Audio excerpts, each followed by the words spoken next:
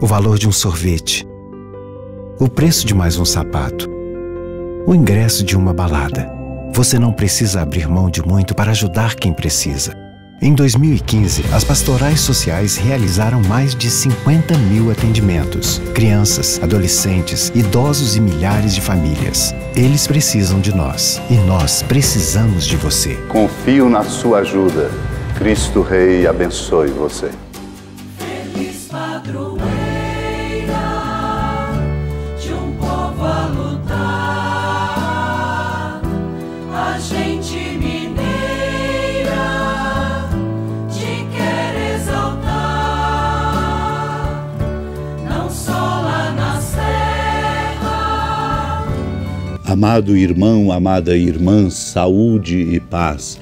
Seja para você a experiência bonita de estarmos juntos aqui, congregados ao redor da amada Mãe Maria para escutar a palavra santa de Deus. Seja para você um momento de fortalecimento na fé. Eu sinto uma grande alegria por estar em comunhão com você, orando com você, por você, mas também pedindo e precisado que sou da sua oração. A oração e a escuta da palavra de Deus que nos capacitam para contemplar a situação atual do nosso mundo. Quando nós não podemos deixar de constatar uma impressionante difusão de numerosas situações sociais e políticas que causam desordem social, anarquia, guerra, injustiça e violências contra o outro. Para vencermos esta avalanche do mal, a nossa família humana precisa valer-se do patrimônio dos valores morais que encontramos nesta fonte perene do Evangelho. Por isso precisamos de escutar diariamente a palavra de Deus, proclamá-la nas nossas casas, nos nossos ambientes, para que ela possa, como uma semente, nos germinar na novidade do amor de nosso Deus. Acolhemos esta palavra com alegria. Naquele tempo, Jesus disse aos discípulos: em verdade vos digo, dificilmente um rico entrará no reino dos céus. E digo ainda, é mais fácil um camelo entrar pelo buraco de uma agulha do que um rico entrar no reino de Deus.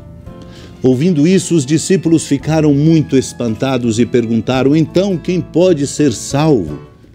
Jesus olhou para eles e disse: para os homens isso é impossível, mas para Deus tudo é possível. Pedro tomou a palavra e disse a Jesus: vê, nós deixamos tudo e te seguimos, o que haveremos de receber?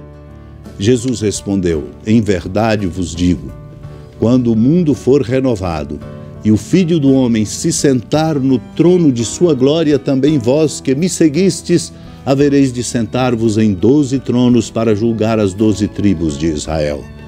E todo aquele que tiver deixado casas, irmãos, irmãs, pai, mãe, filhos, campos por causa do meu nome, receberá 100 vezes mais e terá como herança a vida eterna.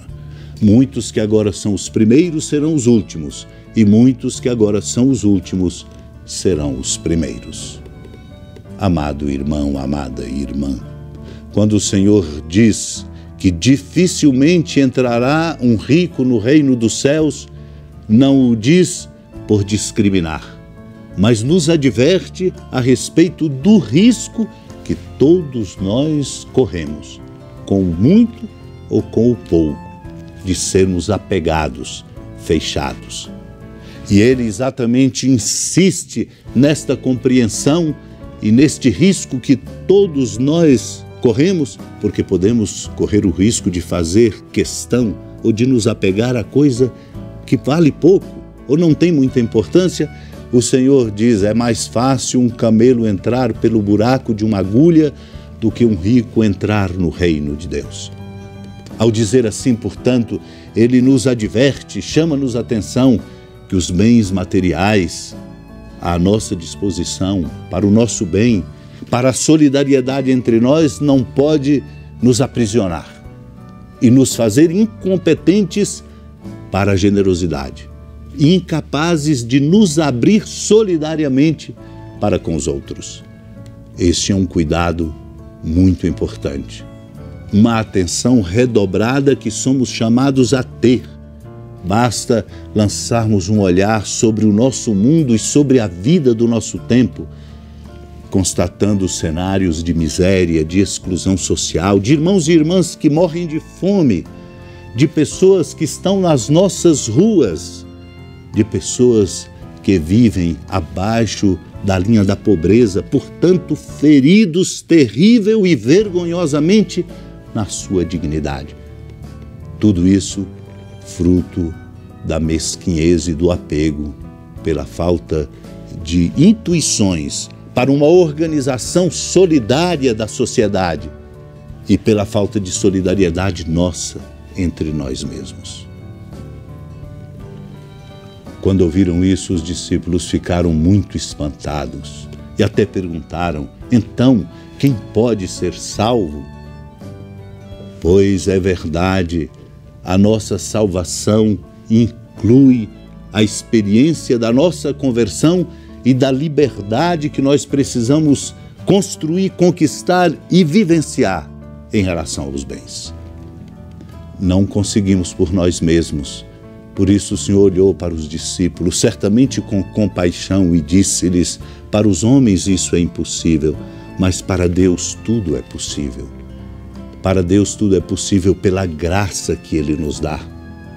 A graça de compreendermos o caminho da nossa vida numa outra dinâmica e de nos libertar. Pedro então diz: nós deixamos tudo e te seguimos. O que haveremos de receber? É aí que está exatamente o ponto que nos desafia. O que haveremos de receber? Tudo fazemos sempre em troca, por vantagem. Se é verdade que o trabalho que fazemos é reconhecido no sustento que dele tiramos, naquilo que experimentamos da nossa dignidade, no entanto, nós precisamos colocar no nosso coração a lógica que preside a dinâmica da generosidade. Numa confiança incondicional que somos chamados a depositar em nosso Deus, quando Ele diz: aquele que tiver deixado casas, irmãos, irmãs, pai, mãe, filhos, campos, por causa do meu nome, isto é, em nome da generosidade, do bem, da solidariedade, receberá 100 vezes mais e terá como herança a vida eterna. Deus nos desafia. O nosso desafio só pode ser enfrentado na medida em que começamos a exercitar uma grande confiança em Deus, para nos libertar desta mesquinhez e de tudo aquilo que estreita o nosso humano e nos torna incapazes para a generosidade. Vamos suplicar esta graça, sobretudo para que nós possamos viver a nossa missão e a nossa condição de chamados por Deus ao amor, à vida, nós possamos dar conta da tarefa que Ele nos dá, sendo no coração do mundo, pela generosidade, servidores. Senhora da piedade, Mãe Virgem do Cristo Deus. Lembrai-vos, ó piedosíssima Virgem Maria, que nunca se ouviu dizer que alguém daqueles que, tendo recorrido à vossa proteção, implorado a vossa assistência e reclamado o vosso socorro, tenha sido por vós desamparado. Animado com igual confiança, a vós recorro, ó Virgem das Virgens, e gemendo sob o peso dos meus pecados, me prostro a vossos pés. Não desprezeis as minhas súplicas, ó Mãe do Verbo encarnado, mas dignai-vos de as ouvir propícia e de me alcançar o que vos peço. Amém. Feliz padroeira de um povo a lutar, a gente mineira te quer exaltar, não só lá na serra, tu és esplendor de toda esta terra, também és fulgor.